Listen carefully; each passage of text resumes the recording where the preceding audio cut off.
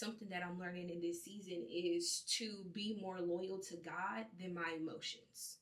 I found myself moving off of the way that I feel, moving off the way that I feel. Like, oh my gosh, like, I don't feel like doing this. Oh my gosh, I don't feel like doing this. Or, just allowing my feelings to be in the driver's seat of my life. And honestly, that is the worst thing you could ever do. It took someone that I love dearly to respectfully get me together and let me know that I understand the way you feel. I honor how you feel, but we must move with wisdom. We must move according to truth. Because the more you are loyal to your emotions, the more you're so fixated on how you feel, you have a great chance of missing what the Lord is trying to do. I have given my emotions enough energy, enough power. Like, it's honestly just like done enough. Like seriously. And we have to get to a point where enough is enough. And I just really believe that there comes a time in your life where you literally just gotta wake up and make a decision.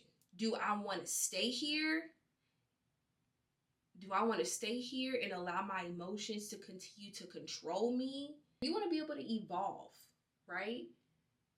But that looks like you being able to put your feelings to the side and do what it is that you need to do. And let me tell you, that has honestly been one of the hardest things. Like, it definitely has been difficult. I'm not sitting up here saying what I'm saying because it's been super easy. I'm saying what I'm saying because it needs to be said.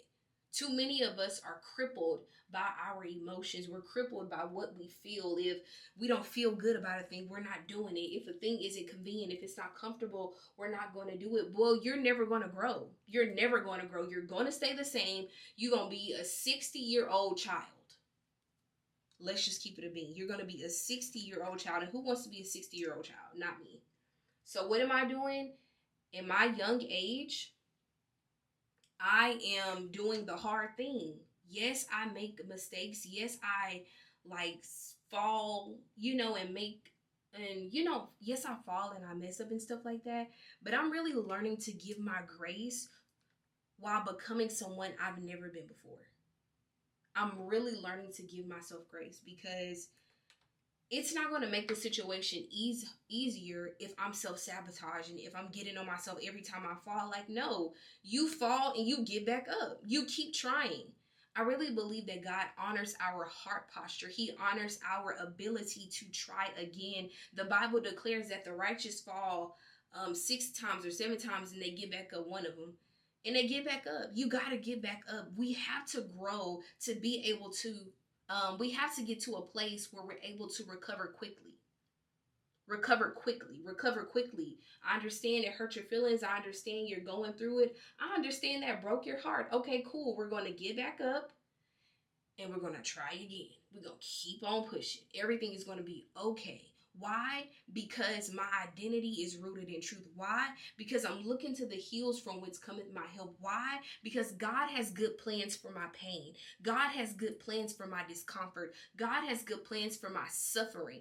But you must first trust that God knows what he's doing. That God is in control. As long as you trying to be in the driver's seat, you trying to be God, your emotions trying to be God, you'll never get to where he wants you to be. Because you're not allowing him to be Lord. But he's your Savior, but are you allowing him to be Lord? That's what we got to check, y'all. I believe that as you submit yourself into the presence of God, and you take upon his strategy on how to grow not only spiritually but emotionally, you will be amazed.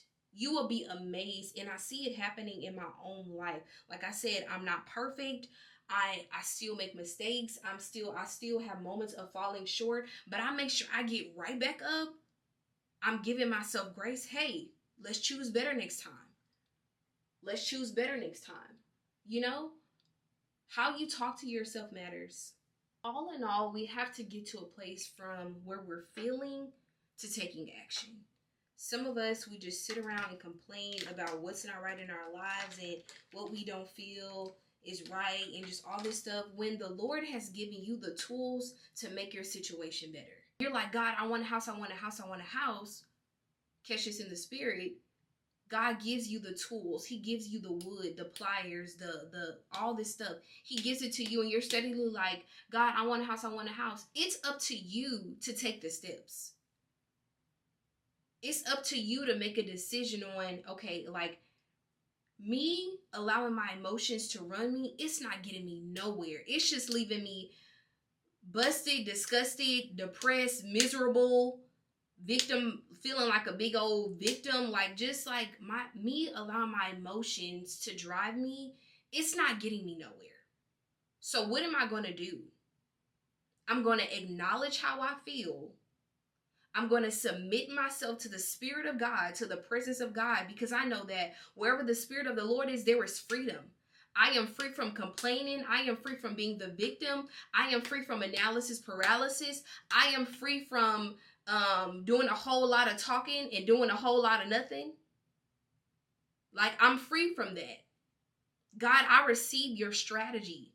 God, I receive the grace to do what it is that I need to do to grow emotionally, to grow in emotional intelligence. Help me, oh God. In your weakness, his strength is made perfect. So in any weak area of your life, when you submit yourself to the presence of God, he will give you the strategy to grow in that perspective area. But you must first humble yourself and really take a look in the mirror and see what is going on with me. What is happening? Why do I feel like my life is going in a pattern? Why do I feel like I'm in the same place? What do I need to do? Instead of me talking about this, that, and the third, what do I need to work on? What do I need to do? And the reason I have so much passion with this is because it took someone I love to really get me together, and it hurt like heck. I did not want to hear it. But it was something that I needed to hear in order to become a better version of myself. No longer will we allow our emotions to be an idol in our lives. No longer will we be more loyal to our emotions than we are to God. No longer will we stay in a place of stagnation, talking about everything that's wrong, but ain't doing nothing. Ain't willing to be challenged. If it challenges you, it changes you. If it's not challenging you, you're choosing it and you will not change. It's time for us to wake up and do the work. Love you.